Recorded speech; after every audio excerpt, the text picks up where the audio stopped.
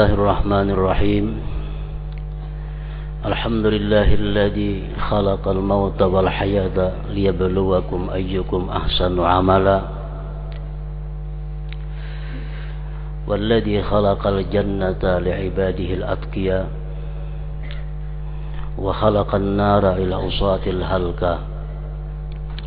أشهد أن لا إله إلا الله وحده لا شريك له جل وعلا، وأشهد أن سيدنا محمدا عبده ورسوله النبي المرتضى. اللهم صل وسلم وبارك على سيدنا محمد إمام الأنبياء، وعلى آله وأصحابه وذرياته وأتباعه إلى يوم الجزاء. أما بعد. Yang kita hormati dan kita cintai para habaib, para alim ulama, para muhibbin, hadirin dan hadirat rahimakumullah. Alhamdulillah wa syukrulillah, puji dan syukur kita haturkan selalu kehadirat Allah subhanahu wa ta'ala atas limpahan nikmat yang tak terhingga yang selalu dicurahkan kepada kita semua. Dan tidak lupa salawat dan salam kepada junjungan kita Nabi besar Muhammad sallallahu alaihi wasallam, dan kepada seluruh keluarga, para sahabat, zurriyat, dan para pengikut beliau sampai hari pembalasan nanti. Para muhibbin rahimakumullah, as-sabi'atu wasittun min suwaril Qur'an suratul mulki makiyatun wa ayatuha thalathun.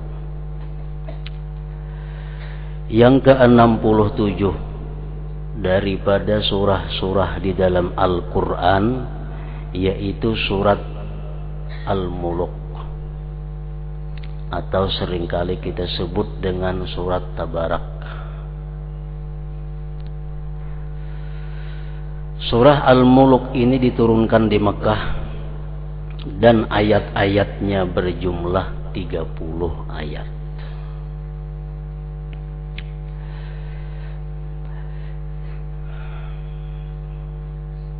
Imam At-Tirmidzi meriwayatkan dari Ibni Abbas, beliau berkata, ada seorang laki-laki daripada sahabat Nabi sallallahu alaihi wasallam, dia membangun khimah di atas kubur, sedangkan dia tidak menyangka bahwa di bawahnya itu adalah kubur.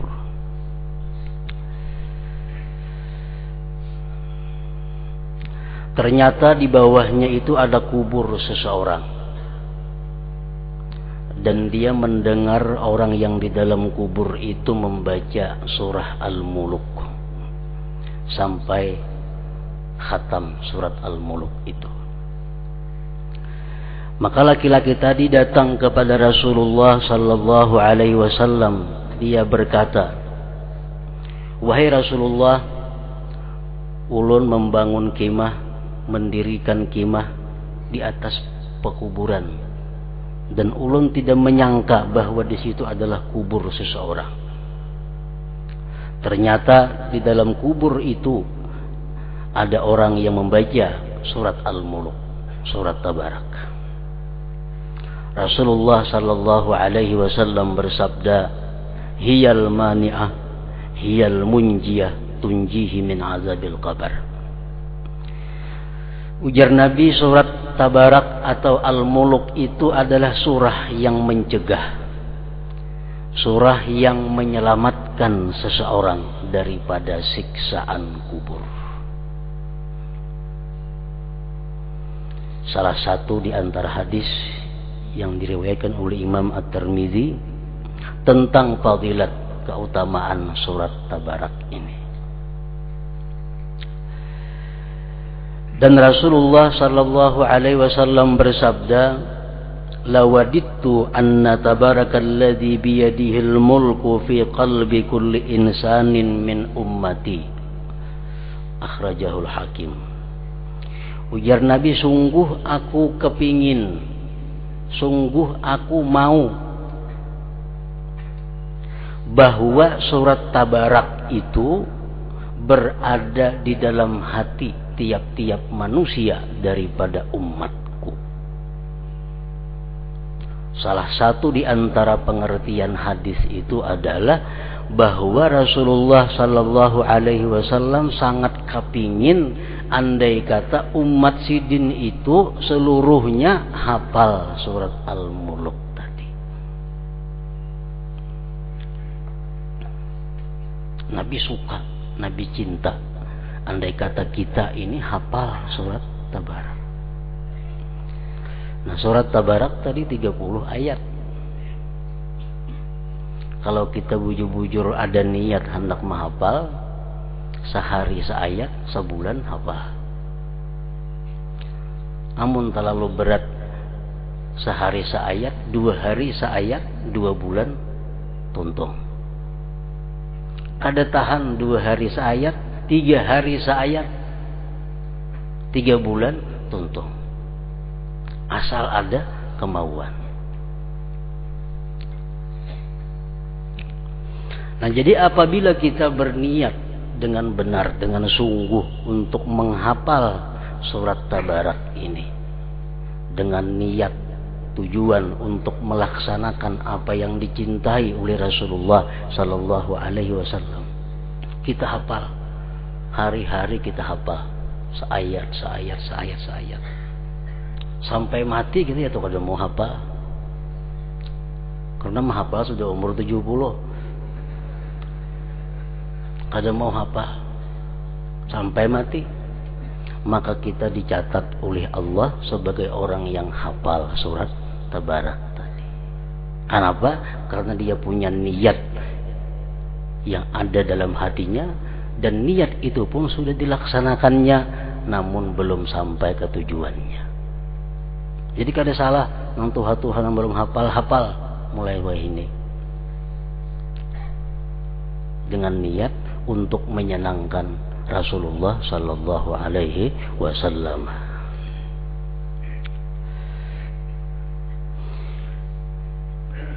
Dan lagi Rasulullah Sallallahu Alaihi Wasallam bersabda, Inna man qara'aha kulla lailatin lam yadurruhul fattan, akhrajahul Hakim. Bahwa orang yang membaca surat Mulk atau surat Tabarak itu tiap-tiap malam, tidak bisa memudaratkan akan dia oleh fitnah-fitnah kubur. Dia akan lulus ujian-ujian yang ada di dalam kubur itu. Dia akan berhasil melewati berbagai macam ujian yang ada di dalam kubur, asal membaca tiap malam. Kulla lailatin, tiap-tiap malam. Artinya kalau malam kada baca, dikabah siang hari. Asal bila sebulan 30 kali. 2 malam kada baca, kayaknya dibaca 2 kali. Sama hukumnya tiap-tiap malam. Nah, bila kita sudah demikian mampu mengamalkan surat Tabarak ini tiap-tiap malam, dalam kubur kita akan selamat daripada cobaan, daripada fitnah munkar dan nakir. Munkar dan nakir itu beluman lagi menanya kita, hanyar inya datang sudah ujian lawan kita. Beluman lagi nya bersuara, hanyar becungol menggetar sudah. Nah itu ujian. Belum lagi pertanyaannya. Bisa selamat demikian kalau kita mengamalkan surat Tabarak tadi. Maka ujar Rasulullah Sallallahu Alaihi Wasallam, Innal qabra awwalu manazilil akhirah, fa inna jaminhu sahibuhu fama ba'dahu aisaru minhu, wa illam yanju minhu fama ba'dahu asyaddu. Rawahu Tirmidzi. Kubur itu, kata Rasulullah, merupakan awal dari tempat-tempat akhirat. Kubur permulaan gerbang akhirat. Barang siapa di dalam kubur itu bisa selamat daripada ujian-ujian, cobaan-cobaan, maka yang sesudahnya lebih inting, lebih mudah dihadapi. Tapi bila dalam kubur sudah kada lulus tes, maka yang selanjutnya pasti akan lebih berat yang dihadapi.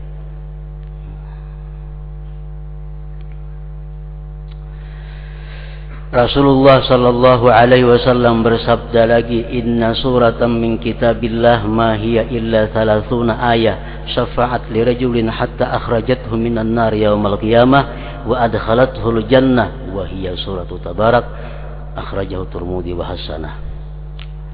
Bahwa di dalam Al-Qur'an itu ada satu surah. Tidak adalah surah itu melainkan 30 ayat yang bisa memberikan syafaat bagi seseorang sehingga dia bisa mengeluarkan dari api neraka pada hari kiamat dan memasukkan akan orang yang membacanya ke dalam surga, yaitu surah Tabarak tadi. Para muhibbin rahimakumullah, sekian banyak hadis yang menerangkan tentang keutamaan surat ini. Oleh karena itu di zaman Rasulullah sallallahu alaihi wasallam, baik orang Ansar, baik orang Muhajirin, baik orang yang merdeka atau hamba sahaya, baik yang tua, muda sampai anak-anak, mereka hafal dan membaca Tabarak itu tiap malam. Itu pada zamannya Rasulullah sallallahu alaihi wasallam. Nah, jadi mudah-mudahan dengan adanya hadis-hadis Rasulullah sallallahu alaihi wasallam ini yang sudah membiasakan membaca surat Tabarak, bertambah kemantapannya, bertambah keteguhannya, dan yang balang kambingan Tabarak mudah-mudahan dapat istiqamah. Nang belum biasa sama sekali membaca surat Tabarak tiap malam, mudahan diberi Allah taufik dan hidayah sehingga bisa selamat daripada ujian, fitnah, dan siksa di dalam kubur. Para muhibbin rahimakumullah, surat Tabarak ini dimulai dengan Bismillahirrahmanirrahim. Tabarakalladzi biyadihil mulku wa huwa ala kulli syai'in qadir, alladzi khalaqal mauta wal hayata liyabluwakum ayyukum ahsanu amala wa huwal azizul ghafur. Tabarakalladzi biyadihil mulku, artinya maha suci Tuhan yang di tangannya kerajaan. Muluk itu kerajaan. Maha suci Allah yang memiliki kerajaan. Apa yang dimaksud dengan kerajaan itu? Apa artinya itu kerajaan? Sebagian ulama tafsir menjelaskan, yu'izzu man yasha wa yuzillu man yasha wa yuhyi wa yumit wa yughni wa yufkir wa yu'ti wa yamna. Artinya orang yang punya kerajaan itu adalah orang yang mampu untuk menjadikan seseorang mulia, mampu menjadikan orang yang mulia menjadi hina, mampu menghidupkan yang mati dan mematikan yang hidup, mampu membuat kaya fakir miskin, mampu memfakirkan orang yang kaya, dan dia bisa memberi dan bisa tidak memberi. Nah, itulah orang yang bersifat dengan kerajaan tadi. Itulah Allah Subhanahu wa taala. Allah bisa orang yang hina, miskin, bulan berikutnya jadi orang mulia. Orang yang diagung-agungkan, yang dipuja-puji, ternyata esok hari menjadi orang yang terhina, dicaci maki. Orang yang dulunya kaya, berlimpah dengan harta, besok hari jadi orang yang paling miskin, paling fakir. Nah, itu semua adalah merupakan perbuatan Allah Subhanahu wa taala yang di tangannya kerajaan, baik kerajaan dunia maupun akhirat, langit dan bumi, seluruh alam semesta ini. Alladzi khalaqal mauta wal hayata liyabluwakum ayyukum ahsanu amala. Alladzi khalaqal mauta wal hayata, dialah Tuhan Allah yang menciptakan kematian dan kehidupan. Allah yang menciptakan itu kematian dan kehidupan. Oleh ulama-ulama tafsir dijelaskan kenapa Allah Subhanahu wa taala mendahulukan maut atas hayat. Allah yang menciptakan kematian dan kehidupan. Kenapa kada berdahulu kehidupan dan kematian? Nah, itu ternyata banyak mengandung hikmah di dalamnya. Antara lain yang pertama, kenapa Allah Subhanahu wa taala mendahulukan maut atas hayat? Karena aslul insan min turab. Asalnya manusia itu tercipta daripada tanah. Tanah itu kan benda mati. Nah, kita ini asalnya dari tanah. Asalnya memang kita ini mati. Nah, dengan proses yang panjang, summa min nutfatin, kemudian menjadi setitis air mani. Fa'alaqatin, kemudian jadi segumpal darah. Pamudghatin, kemudian jadi segumpal daging. Summa nufikha fihi ruh fahayya, kemudian ditiupkan padanya roh, maka hiduplah dia. Nah, makanya tadudi hidup itu. Alladzi khalaqal mauta wal hayat. Nah, pertama itu antara lain. Yang kedua, rahasia yang terkandung di dalamnya itu adalah ayyuktsiral insan zikral maut, bahwa memperbanyak manusia itu mengingat mati. Artinya hendaknya manusia itu lebih banyak berbuat sesuatu untuk kematian daripada sesuatu untuk kehidupan. Ayyuktsiral insan zikral maut, bahwa memperbanyak seseorang itu mengingat kematian.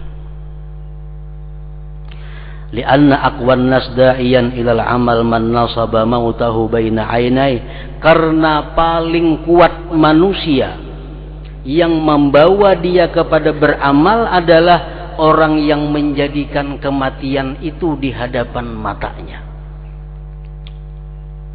Orang kulir beribadah, malas beribadah. Tapi kalau tahu esok mati, otomatis dia akan langsung bangkit untuk beribadah. Kalau tahu kita subuh nih mati, kita kada berguringan sama malam ini, pasti sembahyang, berzikir, macam-macam, baca salawat dan sebagainya. Kenapa? Karena mati itu kita letakkan di depan mata kita.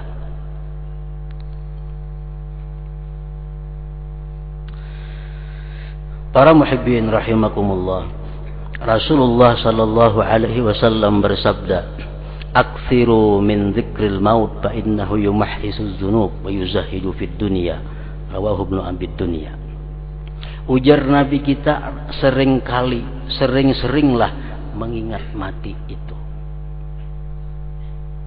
Hendak sembahyang disuruh kita ingat mati. Hendak sembahyang kita disuruh Nabi, sembahyang ini anggap sembahyang terakhir dalam hidupku. Shalli salata muwaddi'in. Sembahyanglah engkau sebagaimana orang yang sembahyang mengucapkan selamat tinggal atas dunia. Kayak apa hebatnya, khusyuknya sembahyang kalau kita anggap bahwa sembahyang ini sembahyang terakhir dalam hidupku. Nggak mau tuh sembahyang bujur-bujur, bertata krama sebagaimana yang diatur oleh agama. Perbanyaklah mengingat kematian, karena mengingat kematian itu menghapuskan dosa. Walaupun kita kada beristighfar, walaupun kita kada berzikir, walaupun kita kada bersalawat, tapi kita ingat kematian. Contohnya ingat lawan mati macam apa? Contohnya kita duduk termenung, jangan-jangan aku ini esok bisa mati. Nah, itu ingat kematian ngarannya. Nah, bila hati kita bicara demikian, itu menghapuskan dosa. dan membuat kita zuhud dengan dunia. Isuk kita mati jam 5 kamarian. Aku lagi tong buka toko isuk pasti kada mau. Kada mau buka toko, nang bawarung kada buka warung, nang bahuma kada kapahumaan, nang menurih kada menurih hari itu. Kenapa? Karena isuk sore jam 5 kita mati. Nah, mengingat kematian itu membuat kita zuhud dengan dunia. Hadis riwayat Ibnu Abi Dunya.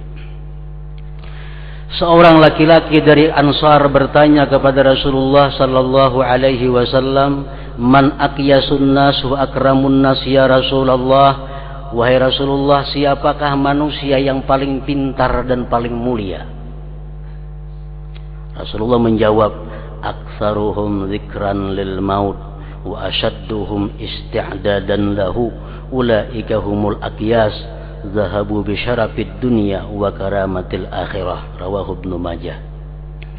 Ujar Nabi, orang yang paling pintar, yang paling mulia itu adalah orang yang paling banyak ingat kematian. Orang yang paling banyak persiapannya untuk menghadapi kematian. Itulah orang-orang pintar. Mereka pergi dengan kemuliaan dunia dan akhirat.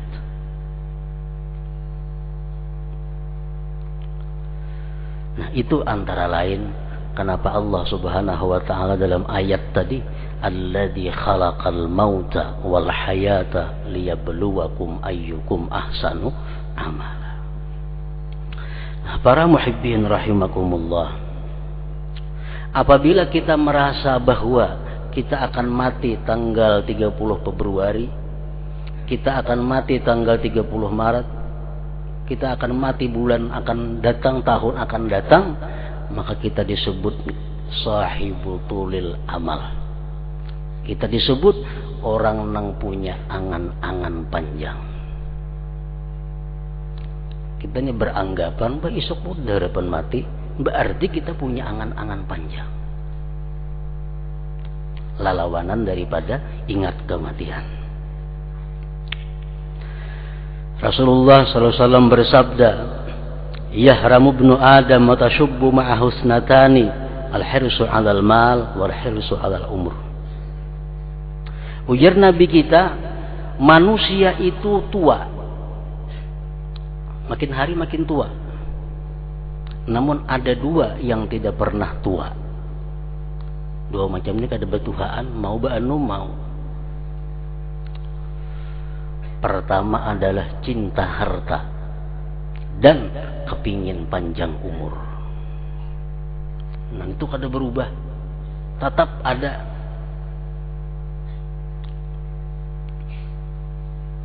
Cinta atas harta itu kada ada kasudahannya. Berusaha sugih sudah, rumah ada, kendaraan ada, naik haji sudah, toko ada, usaha jalan. Sagan anak pulang dipikirkan. Kain anak genalan kayak apanya. Bahimat pulang bercari sagan anak. Cukup sagan anak, kayaknya anak kawin bercucu sagan cucu pulang. Kada ada habis-habisnya. Nah, itulah orang yang cinta atas harta. Jadi seolah-olah sepanjang hidupnya memikirkan harta. Di antara sebagian ulama ahli suluk memberikan jalan keluar kepada mereka-mereka yang mencintai harta ini. Bagaimana cara untuk sedikit mengurangi kecintaan kita kepada harta, kecintaan kita kepada mengumpulkan harta. Nah, kalau kita sudah mapan, umpamanya sudah ada lengkap macam tadi, haji sudah, rumah ada, kendaraan ada, toko ada, itu mapan ngarannya hidup. Kita targetkan untuk anak kita dengan angka, dengan jumlah. Maksudnya umpamanya orang berisi anak 4 atau 5. Nah, aku bercari sungguh-sungguh supaya anak kunang 5 ini ku tinggali harta samuaan masing-masing 50 juta. Nah, jadi anaknya 5, sungguh-sungguh mencari 250 juta. Niat untuk meninggalin 5 orang nih. Tak kumpul sudah. Nang panuhannya dapat 50 jatah, nang nomor 2 50, nang ketiga 50, keempat 50, kelima 50. Nah, cukup sudah nih, jangan ditambahi lagi. Nah, kayaknya kalau ada rezeki dari Allah cukup untuk kita, sisanya sedekahkan atau wakafkan. Ada rezeki dari Allah labihan untuk kita, wakafkan, hadiahkan, sedekahkan. Nah, untuk anak sudah ada jatahnya. Nah, itu barangkali mungkin mengurangi sedikit tentang kecintaan kita kepada dunia. Karena kalau kita kadang memasang target, kadang memasang angka jumlah, kadang ada habis-habisnya. Kadang ada habis-habisnya. Apalagi harta miliaran. Anak 2. Nomor 1 tinggal 250 juta, cukup sudahnya. Nomor 2 tinggal 250 juta, 500 sagan seorang. Itu kan habis umur, kada habis 500 juta nih tuh. Nah, jadi apa gawian lagi? Mengaji, nuntut ilmu, sembahyang berjamaah, itu aja.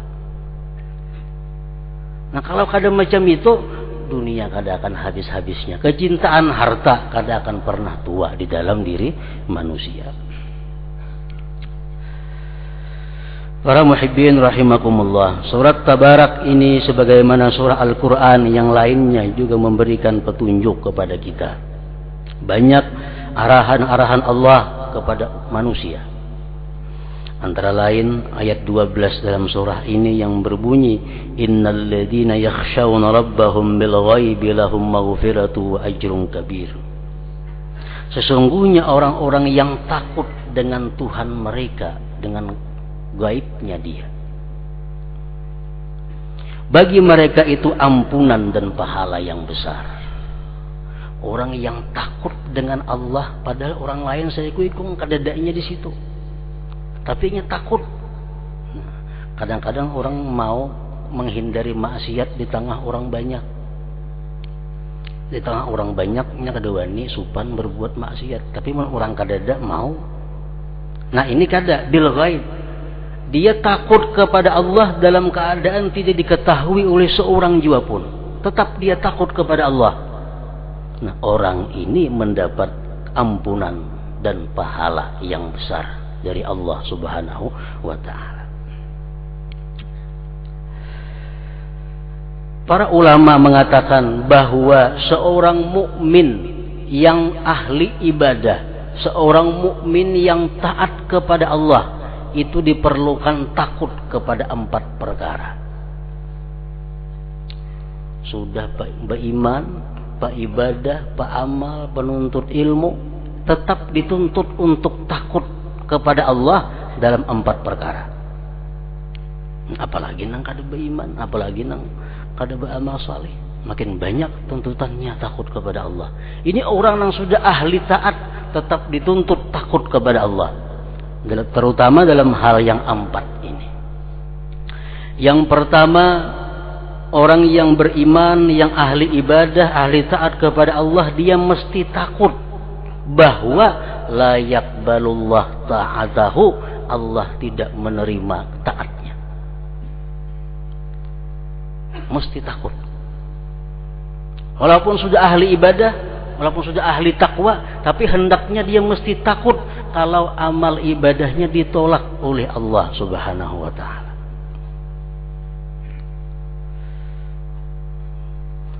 Karena Allah menyatakan dalam Al-Quran, innama yataqabbalullah minal muttaqin. Hanya saja Allah menerima ibadah orang yang takwa. Hanya saja, innama itu adalah hasar dalam istilah ilmu nahu. Hasar itu pembatasan artinya. Pembatasan. Innama, hanya saja Allah menerima sembahyang, puasa, zakat, sedekah dari orang yang takwa. Nah, orang yang tidak takwa bagaimanapun ibadahnya, Allah tidak akan berkenan menerimanya. Nah, ini membuat takut. Jangan-jangan waktu bersedekah tadi aku belum takwa. Jangan-jangan waktu sembahyang tadi aku belum takwa. Jangan-jangan aku naik haji tapi aku belum takwa.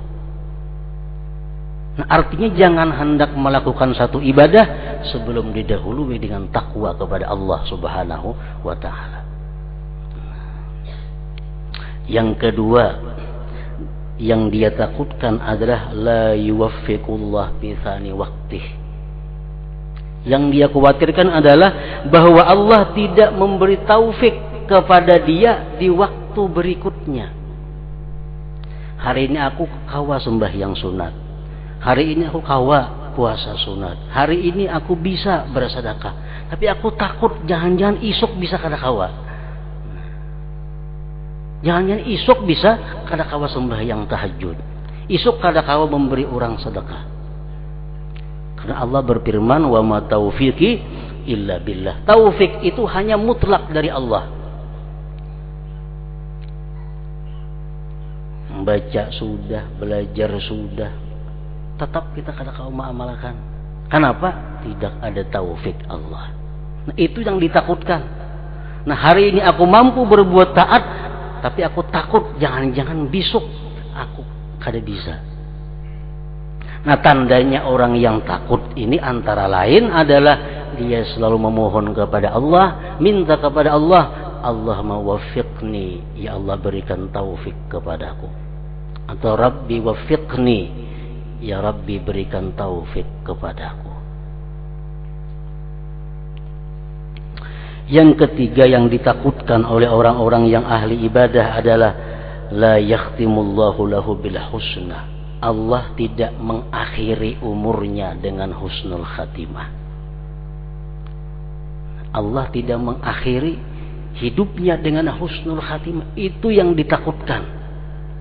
Karena Rasulullah SAW bersabda, wa innamal a'mal bil khawatim, rawahul Bukhari. Hanya saja amal manusia itu dipandang akhirnya. Bagaimanapun ahli ibadatnya takwa, tapi di akhir hayatnya dia dimurkai Allah, berbuat yang dibenci Allah, yang dilarang Allah, berarti dia menutup hidupnya dengan yang dimarahi Allah. Itu yang membuat khawatir, membuat takut. Nah, tanda ketakutan kita dalam hal ini adalah kita selalu minta kepada Allah diberi husnul khatimah itu. Yang keempat yang ditakutkan orang-orang ahli ibadah adalah naqasallahu alaihi bil hisab. Allah teliti kepada dia dalam menghisab nanti di akhirat. Walaupun dia ahli ibadah, walaupun dia takwa, tapi kalau Allah nanti di akhirat teliti menghisab kita, pasti kalah. Pasti banyak dosanya. Rasulullah sallallahu alaihi wasallam menyatakan dalam sebuah hadis, man nukisal hisaba udziba, muttafaq alaih. Barang siapa yang diteliti Allah nanti pada hari kiamat tentang hisabnya, dia pasti akan disiksa. Man itu siapakah artinya? Walaupun dia punya ahli ibadah yang tinggi, takwa yang tinggi, tapi kalau di akhirat Allah menghisab dengan hisaban, dengan perhitungan satu persatu, pasti kalah. Jadi yang dikhawatirkan oleh orang ahli ibadah itu antara lain adalah takut kalau Allah nanti teliti menghisab dia. Nah, tanda ketakutannya dia berdoa kepada Allah, Rabbi atau Allahumma hasibni hisabai yasira. Ya Allah, hisablah aku dengan hisab yang mudah, dengan hisab yang inting. Jangankan kita biasa, orang sekelas para nabi, kalau Allah meneliti hisabnya pasti akan gugur. Kenapa? Karena kada sebanding nikmat yang diberikan Allah kepada kita dengan taat yang kita berikan kepada Allah. Kada sebanding nikmat yang diberikan Allah kepada kita dengan ketaatan yang kita persembahkan kepada Allah. Kalau dihitung biji, pasti kalah. Nah, maka itu berdoa, Rabbi hasibni hisabai yasira. Ya Allah, hisablah aku nanti pada hari kiamat dengan hisab yang mudah. Nah, Para muhibbin rahimakumullah, selanjutnya yang ke-68 adalah surat Al-Qalam. Ila hadratin Nabi sallallahu alaihi wasallam. Al-Fatihah.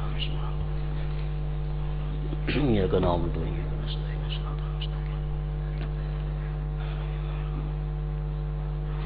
Asyhadu an la ilaha illallah wahdahu la syarika lah. أشهد أن سيدنا محمدا عبده ورسوله